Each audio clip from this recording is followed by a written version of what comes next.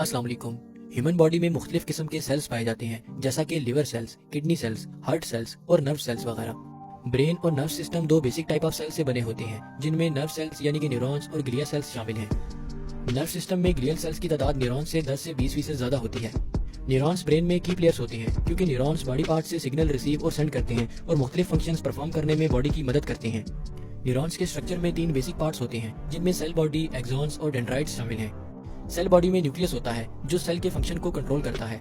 Exons एक long tail की तरह दिखाई देते हैं, जो सेल से मैसेजेस ट्रांसफर करते हैं। और डेंड्राइट्स 3 ब्रांचेस की तरह होती हैं, जो सेल के लिए मैसेजेस रिसीव करते हैं। न्यूरॉन्स न्यूरोजेनेसिस प्रोसेस के थ्रू प्रोड्यूस होते हैं। न्यूरोजेनेसिस प्रोसेस प्रेगनेंसी के 10th वीक में शुरू होता है और 25th वीक में एंड होता है। इस दौरान एम्ब्रियो में मौजूद स्टेम सेल्स ब्रेन के प्राइमरी सेल्स की फॉर्मेशन के लिए केमिकल सिग्नल्स रिसीव करते हैं, जिन्हें न्यूरॉन्स कहते हैं। आल्सो के न्यूरॉन सेल्स हमारी पैदाइश के वक्त मेजॉरिटी में हमारे ब्रेन में मौजूद होते हैं, लेकिन न्यूरोजेनेसिस एक लाइफ लॉन्ग प्रोसेस है। बर्थ के बाद न्यूरोजेनेसिस का प्रोसेस ब्रेन के हिप्पोकैम्पस रीजन में हो रहा होता है, जहां न्यूरॉन्स की तादाद डिवीजन के थ्रू इंक्रीज होती है, और ये या तो 2 स्टेम सेल्स में डिवाइड होती हैं या फिर 2 नर्व सेल्स में।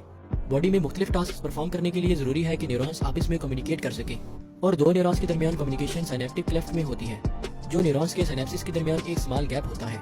यहाँ पर एक्सॉन से आने वाले इलेक्ट्रिकल सिग्नल्स न्यूरोट्रांसमीटर्स के थ्रू केमिकल सिग्नल्स में कन्वर्ट होते हैं, जो कि रिसीविंग न्यूरॉन में स्पेसिफिक रिस्पांस जनरेट करते हैं। न्यूरोट्रांसमीटर्स छोटे छोटे अमाइन मॉलिक्यूल्स, अमाइनो एसिड्स या फिर न्यूरोपेप्टाइड्स होते हैं, जो न्यूरॉन्स के अंदर प्रोड्यूस होते हैं और वेसिकल्स में पैक होकर नर्व एंडिंग्स पर स्टोर हो जाती हैं। जैसा कि हमने पहले डिस्कस किया कि न्यूरॉन्स आपस में साइनेप्स में मौजूद न्यूरोट्रांसमीटर्स की मदद से कम्युनिकेट करते हैं, तो आइए देखते हैं कि ये कम्युनिकेशन कैसे काम करती है। हर न्यूरल साइनेप्स के 3 पार्ट्स होते हैं, जिनमें प्री साइनेप्टिक मेम्ब्रेन जो कि एक्सॉन टर्मिनल की मेम्ब्रेन होती है, पोस्ट साइनेप्टिक मेम्ब्रेन जो कि टारगेट सेल की मेम्ब्रेन होती है, जो ज्यादा डेंड्राइट्स होती हैं, और साइनेप्टिक क्लेफ्ट जो प्री साइनेप्टिक और पोस्ट साइनेप्टिक मेम्ब्रेन के दरमियान गैप को कहते हैं। प्री साइनेप्टिक नर्व फाइबर्स के टर्मिनल्स पर बहुत सारी वेसिकल्स होते हैं, जिनमें न्यूरोट्रांसमीटर स्टोर होते हैं। जब pre synaptic membrane action potential की वजह से डिपोलराइज्ड होती है, तो प्री साइनेप्टिक मेम्ब्रेन के टर्मिनल पर मौजूद न्यूरोट्रांसमीटर स्टिमुलेट हो जाते हैं, जो एक्सोसाइटोसिस के थ्रू मेम्ब्रेन टर्मिनल से साइनेप्टिक क्लेफ्ट में रिलीज हो जाते हैं। साइनेप्टिक क्लेफ्ट क्रॉस करने के बाद न्यूरोट्रांसमीटर्स पोस्ट साइनेप्टिक मेम्ब्रेन पर मौजूद रिसेप्टर्स के साथ अटैच हो जाते हैं। जब न्यूरोट्रांसमीटर रिसेप्टर के साथ अटैच होते हैं, तो post synaptic membrane channels open या क्लोज हो जाते हैं।